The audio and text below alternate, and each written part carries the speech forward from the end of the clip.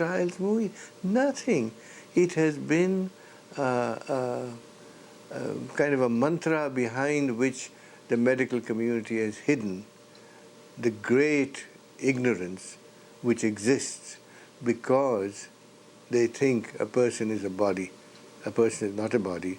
The reason why in Germany is different is culture. It has to do with the jersey color of their football teams. I'm not making these things up. These are all very well researched, published papers in the medical literature.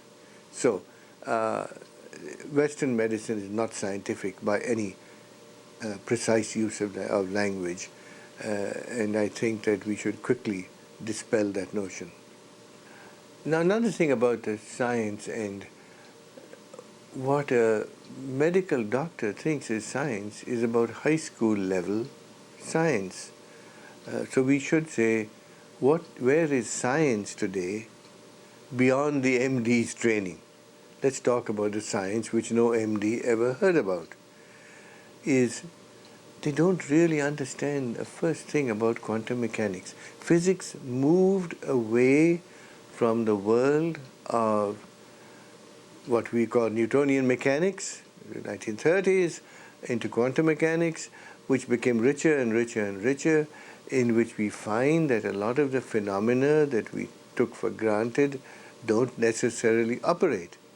When you go to very, very small particles like atoms and all that stuff, the way they interact is no longer governed by the laws of motion. And so if you think about subtle things like human beings and thoughts and ideas and so on, what are they governed by? Obviously, there's a lot of very high-powered science. For instance, an electron can be at two places at once. That's in the laws of physics. So can people be in two places at once? So, in other words, we have to enlarge the training of MDs to expose them to where the new science is. We know in our lab that a reaction is proceeding, and if you turn the lights on, it changes. So when you say, well, the lights have a big seasonally affective disorder, when they turn on. Obviously, human beings exposed to certain light, certain photons, certain colors will change. Now, that is beyond the training of most MDs.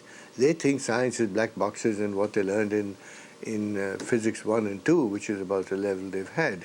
So we need to train MDs into really modern science and expose them to all the stuff that the cutting edge of science is really doing. The proof that stares me in the face when I look at the data that the Western paradigm is crashing, not only in these quantum mechanical areas and not only in superluminal velocities, which means above the speed of light and all those esoteric things and UFOs and all that jazz. I think where it is disproved daily as not wrong. We must be very clear about what happens in science. When quantum mechanics came out, it did not disprove Newton's laws. It showed that Newton's laws were perfectly reproducible, wonderful things. The laws of electricity and magnetism, they all work. They're so magnificent in their precision, accuracy, reproducibility, all that. But that they do not apply to all realms. Newton's laws don't apply to the atomic realm. It's that simple. So similarly, the laws of Western science, including quantum mechanics, do not necessarily apply to the laws of body, mind, and spirit. It's a different realm. It's outside that purview. So it is not. We really have to get it clear that this is not going to abolish the old laws. Of course they'll work. Trains will run, lights will come on, all that's going to work. But one can go beyond in appropriate circumstances or to a certain appropriate region. So we're looking at examples now, which I'll give you, where anybody can find that the laws of Western science are abrogated. And I'll go through a series of these. The one that struck me as so dramatic was, we had seen a bunch of videos about this and read books about a man called João de Deus, John of God in a small town in Abadiana in the middle of Brazil. Now, it was reported, and we saw these pictures and so on, that he does surgery without rusty penknife surgery, they call it, right? No sterilization, and he cuts up people, and right in the middle of no anesthesia, and we go and see this stuff. So I sent down 3 separate teams. Now we've sent 4 or 5 teams of PhDs in physics, MDs, nurses, very qualified professionals. Thank you. And they go down there for several days, 2 weeks, 3 weeks, spend the time and look at it and make video cameras. We have thousands of feet of video camera records. Probably 1,000 video programs have been made on this. So there's nothing. 15 million people have been through there. So there's not some oddball in some jungle doing something. So what do we find? We find this guy breaks all the laws of Western medicine every day, front and center, 100 times a day. What does he do? 3 examples. First, he'll take out from a neck or something a big tumor. So you've got a tumor this big. And he'll take a scalpel, or unsterilized, cut it open, put his hand in, no gloves, no sterilization, and yank out pounds and pounds of this tumor. Literally a pound of tumor. Or little ones or big ones, whatever they have, using his fingers. And then he'll sew it up quickly, and the patient has no pain. She or he is perfectly wide awake. And how can he have no pain, no bleeding, and no sepsis? 3 laws of Western medicine are broken at the same time. Whatever you say about the healing, 3 laws are dead. He's taking out these tumors. He's not causing any sepsis. No pain is caused, and no bleeding.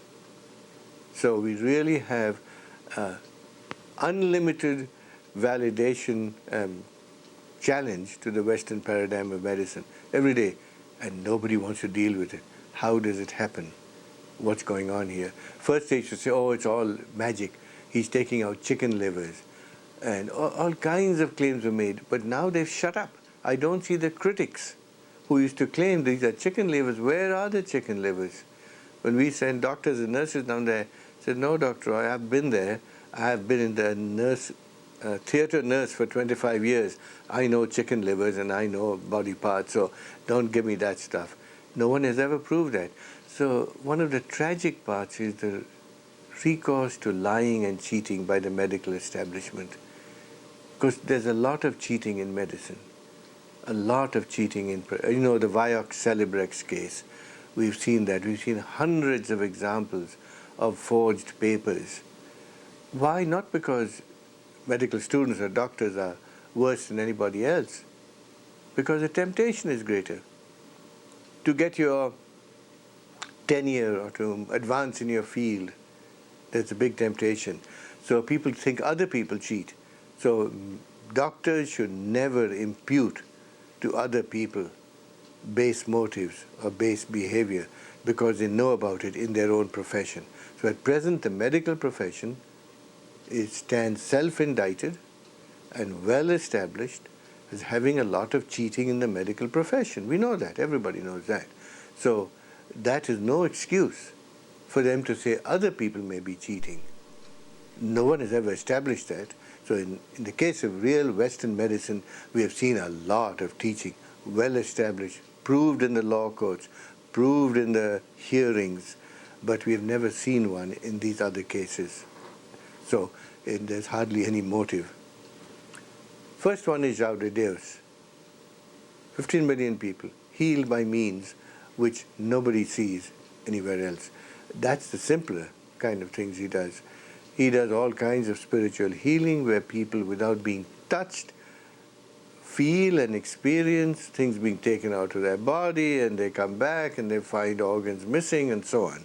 So here's a whole block of evidence.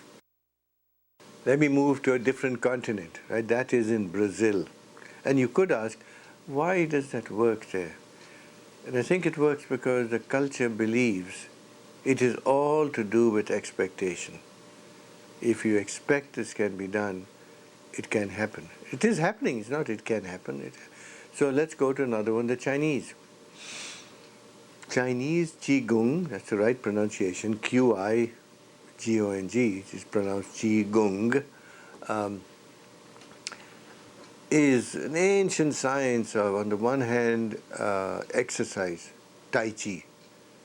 That's the Chinese version of keeping yourself healthy by body motions. Then there's the forms of Qigong, which include acupuncture, poking needles into the meridian system. And then there's the martial arts. So this is a whole system of the connection of body, mind, and spirit. You notice that. What is Qigong? It's the force of Qi, the force of the spirit. So that's the issue that Chinese medicine has developed. And we see practitioners of Chinese medicine all over the United States. I'm going to focus on a couple of people and two or three examples, which this is not in the wilds of China. This is in the United States of America. Every day, anytime, any part of the country. And why isn't it better known? Example, Dr. Effie Chow is a brilliant woman, Chinese Qigong master and a physician and a healer and a nurse. She's done all those things. Has a headquarters in San Francisco. Is called upon to heal all over the United States. She runs 2 or 3 annual conferences, bringing in the greatest Chinese masters from China. And we see a series of wonderful demonstrations of healing. Example, I'm chairing the meeting in San Francisco. In the audience is the ex-governor of the state, Jerry Brown. In the audience is the mayor of the city of San Francisco, Willie Brown. In the audience is a great healer called Deepak Chopra. So these are not, and about 200 or 300 people. And in comes a man who is a 60-year-old white male who was an administrator of a hospital in San Francisco. He had a stroke and he was wheelchair bound when he came in. And his body was going like this, dystonorrhea it's called, and all his limbs were uncoordinated. He sits down and his caretaker is registering him for the conference. And during that time, Dr. Chow approaches him, and I'm standing less than 10 feet away. She does nothing. She talks to him, kind of pats his shoulders, and she appears to point towards him or something, and 2 minutes later his body motions are stopped and his caregiver looks at him and says, "What happened, Bill? What happened? Did something happen?" He says, "No." Hey, great, isn't this amazing? That body motion had been consistent for months and months and months. Without doing anything, in my presence, right in the thing, she stops his body motion. Well, he's still wheelchair bound, hasn't got up out of the chair, can't stand or dress himself or anything for several months now.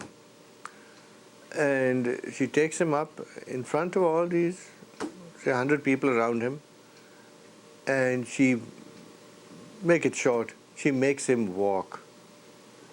In 5 minutes, it's all videotaped with all these people present. He walks around the room and is able to stand, go sit down, and he finally dances around the circle with Dr. Chow. Within 15 minutes, she makes a person who's been wheelchair bound for years and months, totally wheelchair bound, do that in front. Now, what are we talking about? The same woman is called by Al Gore's campaign manager for the state of Indiana to the Indiana University Hospital in Indianapolis. He had 3 strokes, totally out of it, in a vegetative state. And the son, being activist, said, "Can you get Dr. Chow?" So we made arrangements for her to go. She spent a total of 12 days in and out. in Indianapolis. At the end of the 12 days, a person who had been declared in a vegetative